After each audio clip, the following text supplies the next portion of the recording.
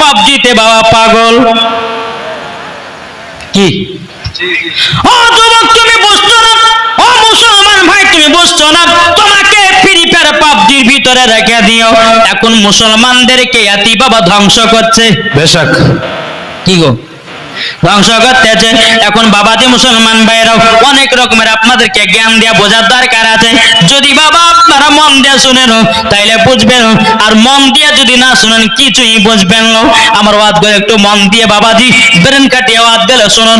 ও বাবাজি মুসলমান, আজ যে যুবকেরা বাবা ফ্রি ফায়ার পাবজি খেলছে, আজ যে যুবকেরা আপনার হোয়াটসঅ্যাপ ফেসবুক মেসেঞ্জার বাবা আপনার কিনা চ্যাট করতেছে, বাবাজি কোনো বন্ধু হোক, কোনো ভাই হোক, কোনো আত্মীয় স্বজন হোক, হোয়াটসঅ্যাপে আপনার ঢুকলে পরে বলছে হ্যালো হাই। কি জি জি এখন হোয়াটসঅ্যাপে ঢোকার সময় আসসালামু আলাইকুম বলতে হয়তো, যাকে মানে চ্যাট করবে প্রথমে আসসালামু আলাইকুম লেখো, তারপরে বাবা যে কথাবার্তা বলো। কিন্তু আমাদের মুসলমানদেরকে এমন ভাবে বাবা শিক্ষা করিয়ে দিয়েছে, কিছু ইহুদিরা বাবাজি হ্যালো হাই এটা মুসলমানদের ভাষা নয়, হ্যালো হাই বাবা ইহুদিদের ভাষা। কি বললাম? হ্যালো হাই ইহুদিদের ভাষা। এখন দেখেন না বাচ্চা ছেলেরাকে আপনারা কোচিংয়ে ভর্তি করছেন না? এখন ম্যাডামে শেখা যায় বলে বাড়িতে যাবাও, আর তোমার মাকে বলবা সকালবেলা তো উঠে বলবে গুড মর্নিং, রাত্রে বেলায় বলবা গুড নাইট। কি শেখাছে না? ও ম্যাডাম তোমাকে ওই মহিলাকে শেখানো দরকার ছিল। ও তোমরা বাড়ি থেকে যখন বেরিয়ে আসবা মাকে সালাম দিবা, বাবাকে সালাম দিবা, রাত্রে বেলা যখন ঘুমাবো নবীর প্রতি দুরূদ পড়ে ঘুমাবো। ওই সন্তান বড় হয়ে আল্লাহর নেক বান্দা হবে। পাইলে নিরালাই গো নবী পাইলে নিরালাই, আমার শত শত বলেন পাইলে নিরালাই গো নবী পাইলে বলেন পাইলে নিরালাই গো নবী, হালকাই করে দাও, পাইলে নিরালাই গো নবী পাইলে নিরালাই। এটা ইকো না, এটা ভেসে যাচ্ছে, ইকোটা দাও, ইকোটা।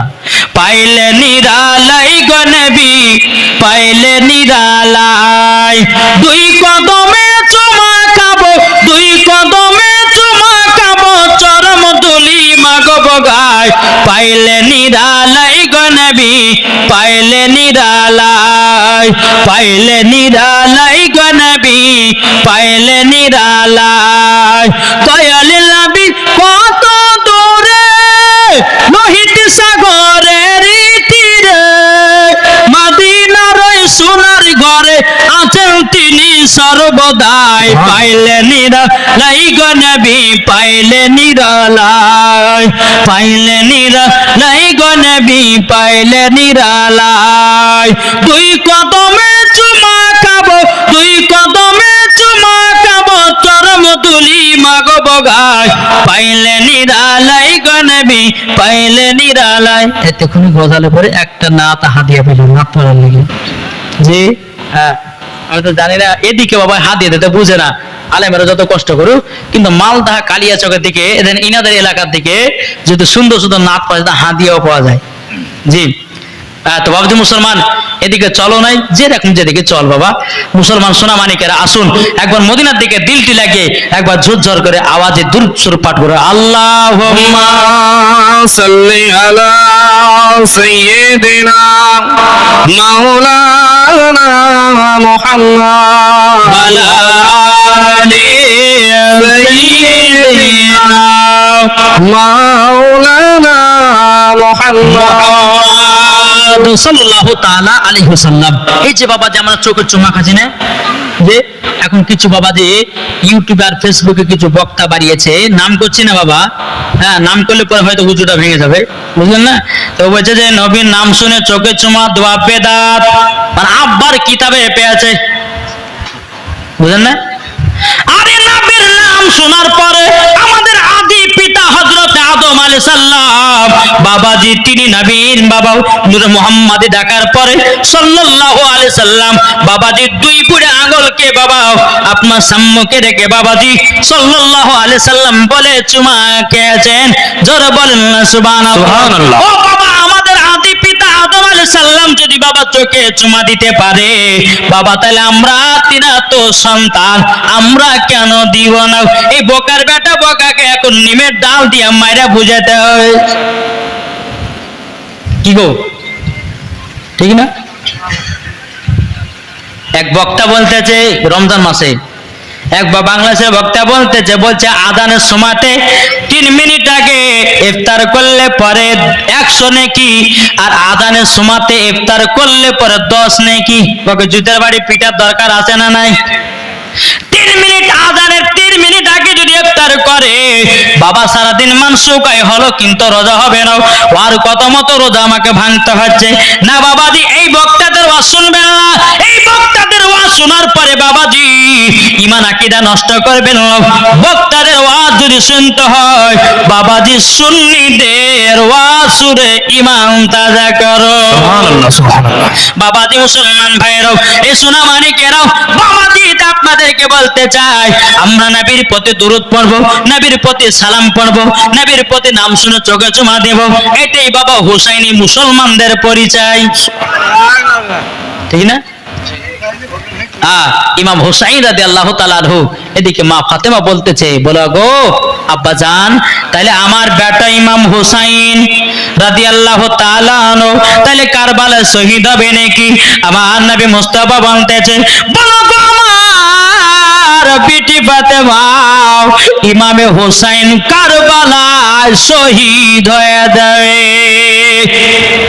বেরাদ ইসলাম মাদান সামানিক নামক মা ফাতেমা বলতে বলে আব্বা গো আমার বেটা ইমাম হোসেন কোথা শহীদ হয়ে পড়ে থাকবে?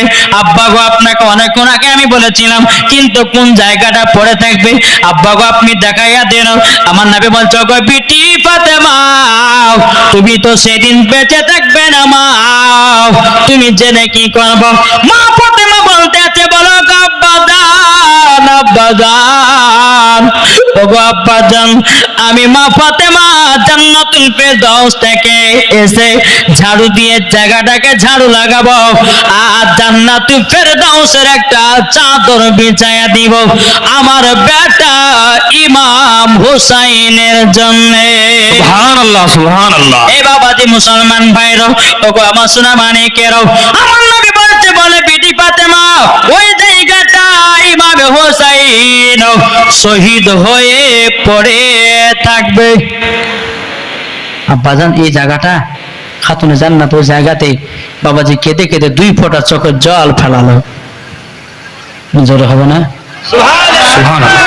বাবা এই কারবালার ঘটনা বহুত লম্বা ঘটনা। এই জীবনী শুনতে গেলে কমসে কম 7 দিনের দরকার আছে। কতদিন বললাম? 7 দিন। একবার জন্মতে গেলে ইমাম হাসান হোসেনের জীবন তো বাবা কিয়ামত পর্যন্ত শেষ হবে না, তবে একটা অনুমান 7 দিন যদি হয় কিনা তো আপনাদেরকে শুনিয়ে মজাও লাগবে আর শুনতেও আপনাদেরকে ভালো লাগবে।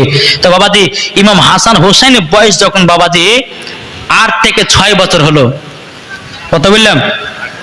আমি কিন্তু ঘটনা ছেড়ে দিলাম বাবজি। ছোট 5 বলছেন 8 থেকে 6 বছরের ঘটনা ধরছি, মন দিয়ে শুনেন। বেরাদুল ইসলাম মুআদ্দাস সামানিক রাম ইমাম হাসান ইমাম হুসাইন বাবাজি ঈদের নামাজ পড়বে, ঈদের নামাজ পড়বে। এখন ইমাম হাসান ইমাম হোসেন খাতুনে জান্নাতের কাছে গেছেন বলছে গো আম্মা জান ও আম্মা জান আপনার কাছে একটা আবেদন করব গো আম্মা জান। বলে কি? মা গো মা কালকে তো ঈদের নামাজ হবে। ও মা জননী সবাই তো নতুন নতুন পোশাক পরে নিয়েছে, ও গো মা আমাদের 2 ভাইয়ের কি নতুন পোশাক হবে না? মা ফাতেমা রাদিয়াল্লাহু তাআলা আনহা তিনি বলতে আছে গো বেটারা বেটারাও তোমরা টেনশন করো না তোমাদের নতুন পোশাক হবে। জোরে বলেন না সুবহানাল্লাহ। মা ফাতেমা রাদিয়াল্লাহু তাআলা আনহা বাবাজি 2 রাকাত নফল নামাজ পড়লেন। বাবাজি সারা রাত্রি আপনার তাহাজ্জুদের নামাজ পড়লেন।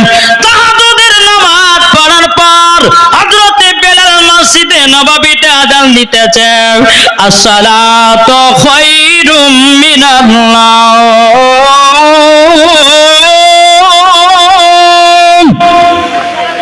খাতুনে জান্নাত বলছে আল্লাহ গো আপনি রাতটাকে এত ছোট করেছেন আমার ইবাদত করে যেন মনে তৃপ্তি মিটল না, আমার মনে যেন আপনার কিনা মনের আশা বাসনা মিটল না। আল্লাহ গো এত তাড়াতাড়ি রাত শেষ হয়ে গেল। এ বাবা যে মুসলমান ভাইরা, এর নাম ছিল খাতুনে জান্নাত। আর আমাদের ঘরের মা বোনেরা এসার সময়তে বাবা 4 রাকাত ফরজ নামাজ পড়তে গিয়ে বাবা 3 বার ঢোলে, বুঝলে না? কোন মা বাবা নামাজ পড়ে দাঁড়িয়েছে, হয়তো এসা কি মাগরিবের কি জোহরের, কোন মা নিয়াত করেছে আল্লাহু আকবার, সূরা ফাতিহা পড়তেছে, এদিকে পিছন থেকে এসে বিড়িতে বলছে, বলে মা মুরগির গোশতটা কোথায় রেখেছো, তোমার জামাই খাবে, তো নামাজের ভিতরে যেতে হাড়ির ভিতরে চলে গেছে, আবার আল্লাহু আকবার কি আছে না নামাজ হবে। 4 রাকাতে নিয়াত করেছে বাবাজি, ঢুলে ঢুলে ঢুলে আপনার ভুলে গেল, 3 রাকাত পড়লাম না 4 রাকাত পড়লাম, 2 রাকাতে সালাম ফিরিয়ে দিয়েছে, আবার উঠে আবার দাঁড়ালো, আবার বাবা ঢলতেছে, ওই করছে সারা রাত ধরে, এসার নামাজি ফুরাই না কি আছে না। আর যখন মা বোনেরা যখন বাবা রাত্রে সিরিয়াল দেখবে ঘুম আসবে না, চোখ ফাড়া ফাড়া দেখবে, তখন মনে হচ্ছে বাবাজি চোখে ওদের লবণের গুঁড়া ভরি, কি ঠিক না? ঠিক, হক কথা বলবো বাপ, জি রাগলে রাগেন, ফাটলে ফাটেন, অসুবিধা নাই। জি জি বেরাদুল ইসলাম মাদান সামানিকরা বাবা, এদিকের মায়েরা বাবা সিরিয়ালটা দেখেন, আমি ভগবান গলার মায়েদের কথা বলতেছি বাবা। ও মা জাননী খাতুনে জান্নাতের মতো নারী হন গো মা ফাতেমার মতো যদি নারী হতে পারো, মরার পরে তোমরা জান্নাতি হবে। মা ফাতেমা কার নাম? জীবনে একটা মিথ্যা বলেনি। মা ফাতেমা কার নাম? জীবনে করে চেহারা দেখেনি। মা ফাতেমা কার নাম? মা ফাতেমার চেহারা কেউ দেখতে পাই না। মা ফাতেমা কার নাম? জীবনে এক ওয়াক্ত নামাজ কাজা করে না। আর আমাদের ঘরের মা বোনেরা বাবাজি আর জীবনে এক ওয়াক্ত সিরিয়াল কাজা করে না। এটাই হলো মা বোনেদের পরিচয়। ও মা জাননী শুনে যাও, রাতের বেলা মাও, আমার নাম মাওলানা ওবায়দুল ইসলাম জামালি, আপনাদের গ্রামে এসেছি অতি তাড়াতাড়ি। ও মা জাননী নারী যদি হতে হয় হযরত রাবিয়া বসির মতো নারী হও, নারী যদি হতে হয় হযরতে মা আমিনার মতো নারী হও, নারী যদি হতে হয় হযরতে আপনার কি নাও মারিয়মের মতো হও, নারী যদি হতে হয় হযরতে মা হাওয়া রাদিয়াল্লাহু তাআলা আনহার মতো নারী হন, নারী যদি হতে হয় হযরতে মা খাদিজার মতো নারী হন, নারী যদি হতে হয় মা ফাতেমার মতো নারী হন, মরার পরে জান্নাতি হয়ে যাবে। এদিকে খাতুনে জান্নাত কি করেছে? ইমাম হাসান ইমাম হুসাইন কিন্তু মার কাছে আবেদন করেছে, কিসের জন্য? নতুন জামা পরবে, নতুন জামা পরে ঈদের মাঠে যাবে। ফজরের যখন বাবা বেলাল আযান দিল, এদিকে খাতুনে জান্নাত বাবাজি একটা তসবিহ পড়লো বাবা, সেই তসবিহটার নাম হলো ফাতেমায়ে তাসবিহ।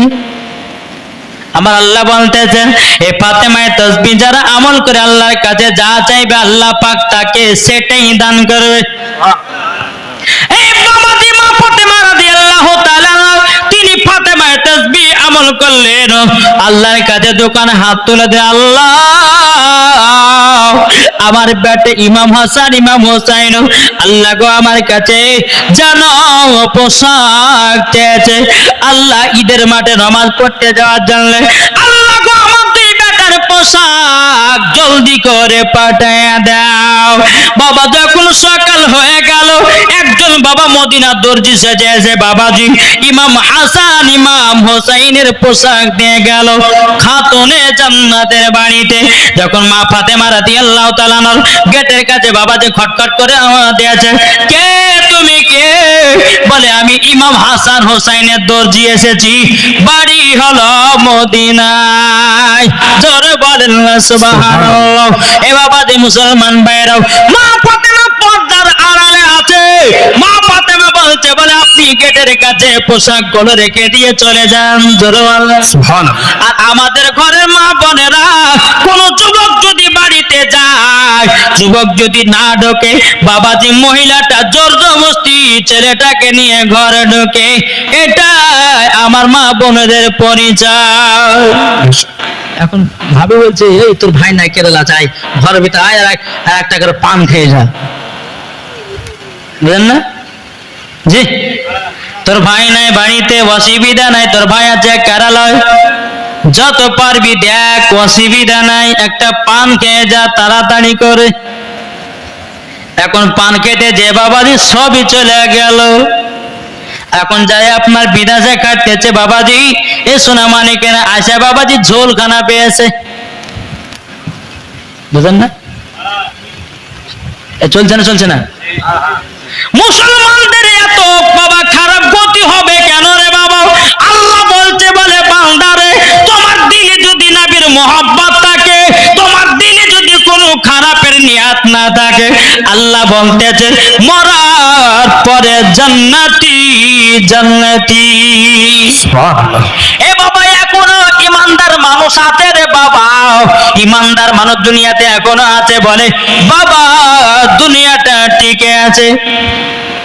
একটা ইমানদারের ঘটনা বলবো, তাজা ঘটনা, এটা কোন হাদিসের, এটা বাবাজি হাদিসের কথা নয়, আর এটা বাবাজি কোরআনের কথা নয়, এটা ডাইরেক্ট বাবাজি আপনার ঘটনাটা ঘটেছে এয়ারপোর্টে। জোরে বলেন। জি, ইমাম হাসান হোসেন জীবনে বলবো তো বাবাজি আপনাদেরকে সব দিক দিকটা আমাকে বোঝাতে হয়েছে, ঠিক কিনা বলেন? আর যদি জীবনী যদি আপনার ভুলে চলে যায় তো একটা জীবনী শুনবেন, কিন্তু অন্য আর আউট জ্ঞান ঢুকবে না। একটু বোঝার চেষ্টা করেন। এখনো দুনিয়াতে ইমানদার আছে না নাই? একজন গরিব ব্যক্তি, তার নাম হচ্ছে মোহাম্মদ আমির। কি বললাম? মোহাম্মদ আমির বাবাজি কত কষ্ট করে টাকা জমিয়ে জমিয়ে মদিনাতে যাওয়ার জন্য তার পাসপোর্ট করেছে, তারপর আপনার প্লেনের টিকিট কেটেছে। বাবাজি তার মনের কত আশা যে মদিনা যাব, নবী রওজা যাব, আমি কাবা শরীফকে তওয়াফ করব, আমি হাজি হজ করব। এই বলে বাবাজি আমির মোহাম্মদ কি করেছেন, তার প্লেনের যেদিন বাবাজি মদিনা যাওয়ার ডেট, ওই পাসপোর্টটাকে নিয়ে এয়ারপোর্টে এসেছে। এয়ারপোর্টে যখন আসে, এখন বাবাজি এয়ারপোর্টের গেটম্যান বাবা পাসপোর্ট চেক ইন করে। জি, পাসপোর্ট চেক ইন করে। এখন গেটম্যান দেখেছে আমি তোমার নামেতে ভুল আছে, তোমার পাসপোর্ট বল, তোমার যাওয়া হবে না। আমিরের কপালে মনেছে মাথায় বাদকা ভেঙে পড়লো, আল্লাহ গো এত কষ্ট করে টাকা জমি নবী রওজাতে যাব বলে, আল্লাহ আমি কি রওজা যেতে পাবো না? আমিরের ভিতরে বিশ্বাস ছিল, আল্লাহ আমি যখন বাড়ি থেকে এসেছি আমি নবীজি রওজায় যাব। জোর বলে সুবহানাল্লাহ। আমি নবীজি রওজা যাব। বাবাজি মুসলমান ভাইরা, এই বাবা গেটম্যান বলছে তোমাকে যা হবে না, তোমাকে ছাড়া হবে না। বাবাজি আমির কেঁদে কেঁদে পাগল হয়ে যায়। বাবা যখন প্লেন ছাড়ার টাইম হলো, আমির কিন্তু এয়ারপোর্টে বাবাজি মাঠে আপনার ঢুকতে দেয় না, বলে আপনার পাসপোর্ট ভুল আছে, আপনার যাওয়া হবে না, যাওয়া হবে না, হবে না, হবে না। আমির বাবা আল্লাহর কাছে দোয়া করে হাত তুলে বলছে, আল্লাহ আমি একজন গরিব, আল্লাহ গো নবী রওজাতে যাওয়ার জন্য কত কষ্ট করে টাকা জমিয়ে এত খরচা করে যদি মদিনা না যায়, আল্লাহ আমি বাড়ি যাব না, আল্লাহ আমার মরণ এয়ারপোর্টই করে দিও। এ বাবাজি মুসলমান ভাইরা, ওগো আমার সোনা মানিকেরও, আমিরকে দেখে বাবা প্লেনের টাইম যখন হলো, প্লেনটা বাবাজি মদিনার দিকে রওনা দিল। আমি থাকলো এয়ারপোর্টে। আমির বলছে আল্লাহ আমার বিশ্বাস আমি মদিনায় যাব। সুবহানাল্লাহ। কিছুক্ষণ পর বাবাজি ওই প্লেনটা বাবাজি আবার এয়ারপোর্টে ব্যাকিং এসেছে। জোরে বলে সুবহানাল্লাহ। এয়ারপোর্টে আবার ব্যাকিং এসেছে। এখন বাবাজি প্লেনের ড্রাইভার বলতেছে, বলে প্লেন খারাপ হয়ে গেছে, প্লেন মালিকেরা তোমরা প্লেনটাকে তোমরা ভালোভাবে ঠিক করো, মেরামত করো। ঠিক করা হলো, মেরামত করা হলো। এখন বাবা দ্বিতীয়বার ছাড়বে মদিনা যাওয়ার জন্য প্লেন। বাবা আমির বলছে আল্লাহ আল্লাহ আমি মদিনাতে যাব, আমি আপনার প্রথম ঘর কাবা শরীফ যাব, আল্লাহ আল্লাহ আমি যাব মদিনায়। এবং বাবা এয়ারপোর্টে বাবা প্লেনটা বাবা দ্বিতীয়বার আমিরকে রেখে দিয়ে দ্বিতীয়বার প্লেন চলে গেল। আমি চোখের পানি চড়া কান্না করে, আল্লাহ আমি কি মদিনা যেতে পারবো না? কিছুক্ষণ পরে বাবাজি আবার প্লেন এয়ারপোর্টে ঘুরে এসেছে। জোরে বলুন না সুবহানাল্লাহ।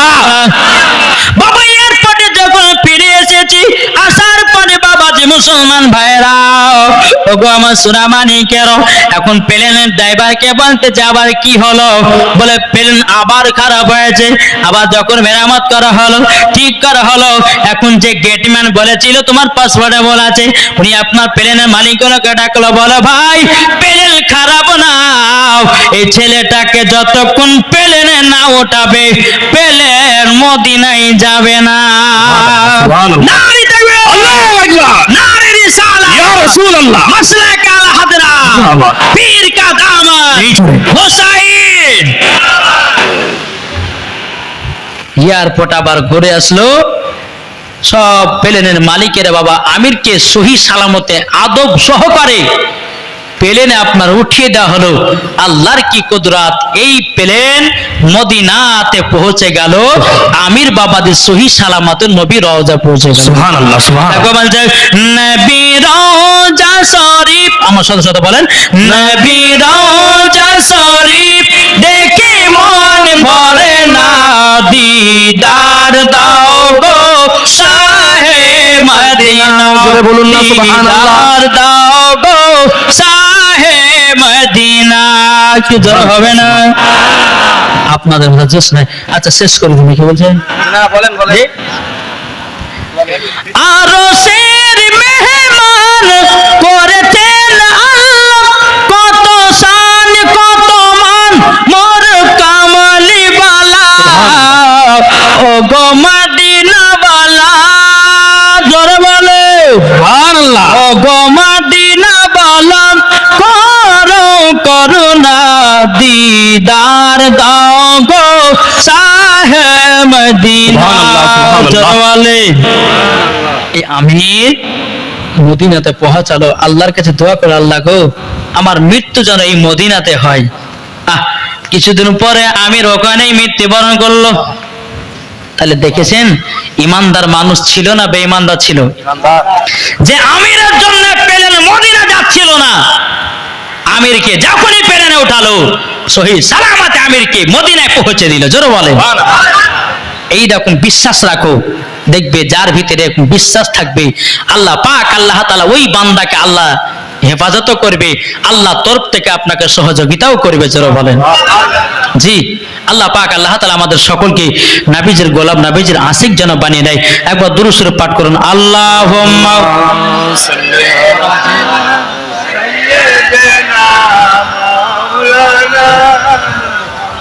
ওয়ালা আলে সাইয়্যিদিনা মাওলানা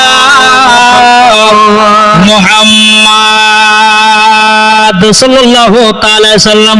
হযরত ইউসুফকে দেখে যারা আঙ্গুল কেটে